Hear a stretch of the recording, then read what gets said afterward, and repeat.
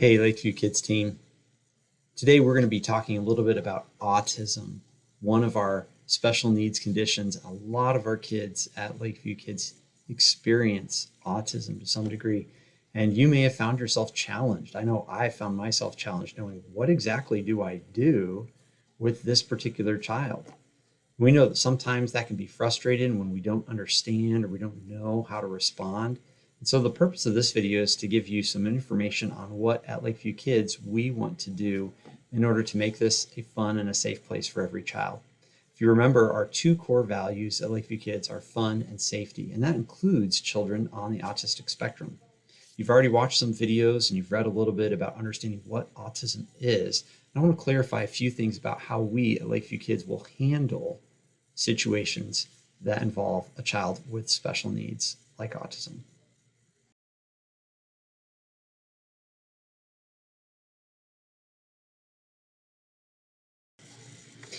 So one of the things that you might notice about a child is that they have a fixation on a particular object. I'm thinking of one child I know who just loves cars. He's all about cars. And if he sees a car, it just gets him so excited. But then if you take away that car, then he gets really angry. I think of another student. We had a first-time child who dropped off with autism. The parents didn't give us a whole lot of background information. But after a few minutes with him, I could tell that his thing was food. He saw the suckers. He saw I think it was the veggie straws, yes. And he went right to them, and he couldn't speak, but he was very interested in them. And when they got put away, man, that really frustrated him. You could tell he was in angst because he was so interested in those. Now, it's not uncommon for a child with autism to have a tendency to fixate on something. And fixation certainly can be a symptom of other conditions as well. But if you do have a child who is autistic, it's not uncommon for them to be very interested in a particular subject or a particular type of toy or a particular color. There are many things that they might be very interested in. And I would encourage you to use those to your advantage. As a positive way of reinforcing good behavior, we can reward that child who really, really wants that car. Be like, hey, let's go sit down in our seat and I will give you your car and you can hold on to the car. Okay, so let's go find our chair. Let's go find our seat. Here we are. Let's go ahead and sit down. Here's your car and you can hold on to this. This is your car, right? So there's ways you can use that positively as a way to encourage behavior. We hopefully avoid making it a power struggle, because with a child with autism, it's going to be very difficult to modify their behavior in the way that you typically would with a child who is your typical learner and they have a better understanding maybe of how rewards and consequences work, right? So try not to make it a power struggle, like, well, you can't play the car, let me take all the cars and you can't have any. I mean, I'm in control. That's really not going to help a child with autism understand. It's certainly not going to help them feel safe and fun, right? So find a way to use that fixation to motivate them in a proper way. So if that child is fixated on the sucker, be like, we're going to have our sucker at the end. And so we're going to wait. You can pick your sucker. You can try to involve that child, again, depending on their ability to speak, depending on their verbal abilities. You can try to let them know, hey, here's how you can get what you want. And you might have to make it very clear for them, but help them understand there is a yes. This is what I have to do to get the yes. Yes, I can get the sucker at the end or whatever it is, okay? So fixation, that's one thing that we want to make sure that we're responding to in a positive way. And this might involve talking to a parent and say, hey, what is your child really interested at home? Maybe it's dinosaurs, maybe it's dolls, maybe it's things that make music, maybe it's dance. Find that out by the child and by the child's parents. And that does mean you, as the teacher, get to talk to that child's parents and find out more about him or her. It's not bad to have a conversation and just learn more about that child at drop-off time or pickup time. So I would encourage you to use that information so that you can get to know what motivates that child.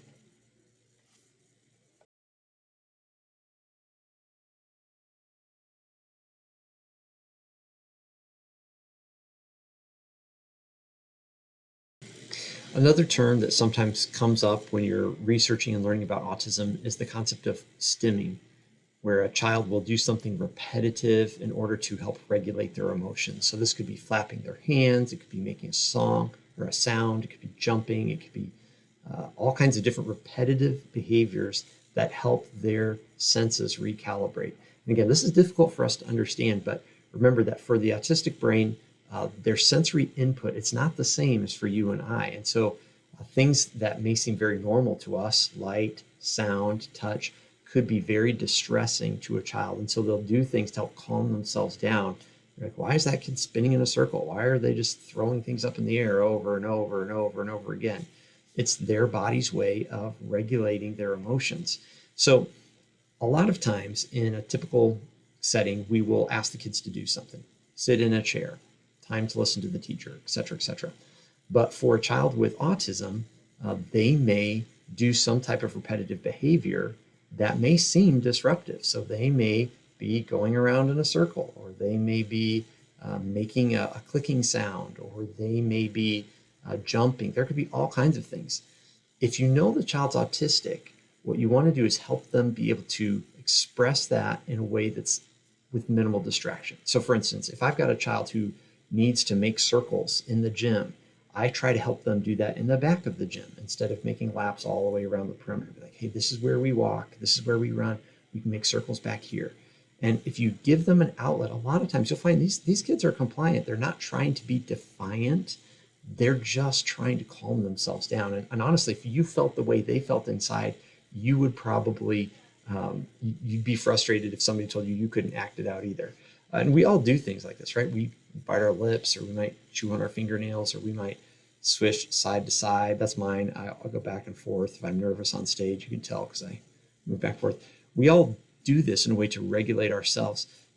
You just see it more with a child who's autistic. So don't make it a power struggle. If there is something that they're doing in a repetitive behavior, find a way for them to do that with minimal distractions. Don't make it a power struggle. Don't be like, you need to sit in your chair. If they're standing and jumping and this is how they regulate, then maybe they can do that instead of front and center row. Maybe they can do that on the side. Maybe they can do that in the back. Just help them find a way where they can do that where it's least distractive. It's going to be somewhat distractive, but in order for Lakeview Kids to be a place for everybody, that does mean we're going to have to make some accommodations, and it might be a little noisy or it might be a little distracting. That's okay. That's okay. So for those repetitive behaviors, help the children find a way where they can do that. Or if you can't do it where there's a way of no distracting, I'm thinking of one child, for instance, who he will make very loud sounds. He'll put things in his mouth and make very loud sounds. Just explain to the class or the group what's going on. Hey, our friend over here has some special needs, and he's just excited. He's trying to make some sounds, and that's okay. We're going to let him make his sounds over there, but I want everybody to be listening over here and hear the Bible story. Or you get the picture. So acknowledge it, address it, move on. So that's what I want you to take away from repetitive behaviors that are manifested from our kids with autism.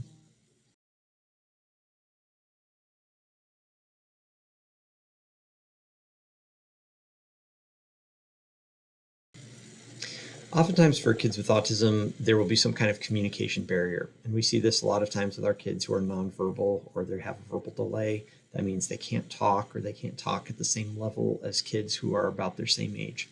So when you see this happening, it's important for you as the person who has your typical communication skills to be able to acknowledge what they are trying to say so that they know they're heard.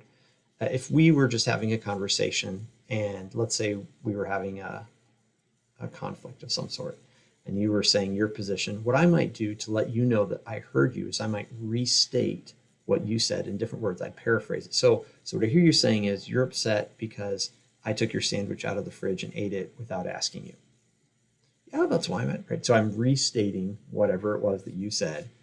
We can do this with children who are autistic as well. So for instance, if a child is pulling your hand towards the suckers because he wants you to get him a sucker, you can verbalize that even though he or she can't. You can say, you want me to get you a sucker. You want to eat a sucker right now, but it's not time for us to eat suckers. We have to wait 5 minutes until it's time to eat suckers, or verbalize what they want. I know that you want me to get the cars down, but the cars need to take a break so that we can eat our snacks. However you want to say it, but just acknowledge what they're trying to say so that they know they are heard. Now, sometimes they may not like what you say, and they might just go to another leader and try to do the same thing. But That's what happened this past Sunday, where a child wanted something, they couldn't have it. I acknowledged what they wanted. I know you want this, you can't have it. And so they just went to the next person, tried to drag them over to get them to lift their hand up and get the prohibited item. So that may happen because they're kids. But we want to acknowledge what they're trying to say. And so even though they can't communicate it, maybe in the same way that you or I would communicate it, when you verbalize it, you're giving a voice and letting them know, I hear you, I see you, and then here's the response. Yes, no, wait, that sort of thing. Another thing that you can do before I forget about it with communication is you can rely on nonverbal communication. So visual aids are great for this. Sometimes kids don't have the ability to draw or to point it out, especially if you're younger ages, but pictures work great. So drawing a picture or letting them draw a picture can help. Or if they don't have that, a lot of times they will try to point to things. Again, that's okay. You can use pointing too. If there's a verbal complication, either input or output, you can use pictures as another way to try to communicate. And again, this will help if you know the child a little bit or you talk to the parents. They'll be able to give you some information on how they communicate at home. How do they communicate at school? What do they do to get their ideas across?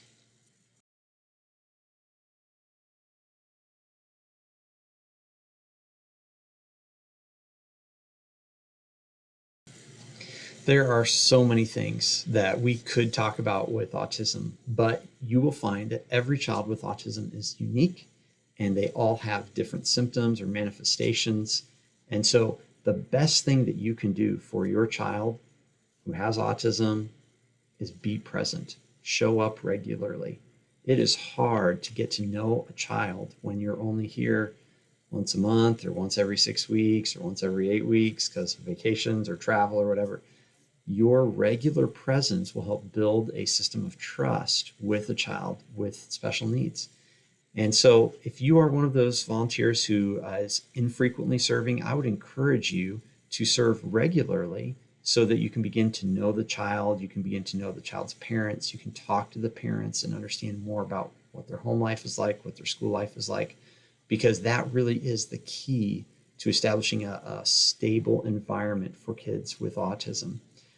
Creating any kind of routine will help kids with autism, having consistency and just the structure, but your structure is going to be different than any other volunteer's structure. So by being here regularly, you can create stability and consistency for a child with autism. So on behalf of them, I would just ask you, please serve regularly, as regularly as you can.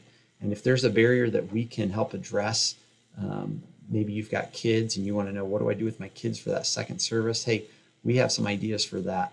And so we would love to help your family be here regularly, worship regularly, yes, and serve regularly. That will help our kids with special needs. Thank you so much for watching this video. If you do have questions on a particular child, please talk to your coach. Please talk to one of our staff members. That's why we're here. If you ever find yourself getting frustrated or just feeling a little upset, whether it's at the child or yourself because you don't know what to do, stop right there. That's the indication you need to get on the radio and call one of us so we can help you. We don't want you to feel alone, and we might know something that happened with the kid or happened with the family that we'd be able to share with you.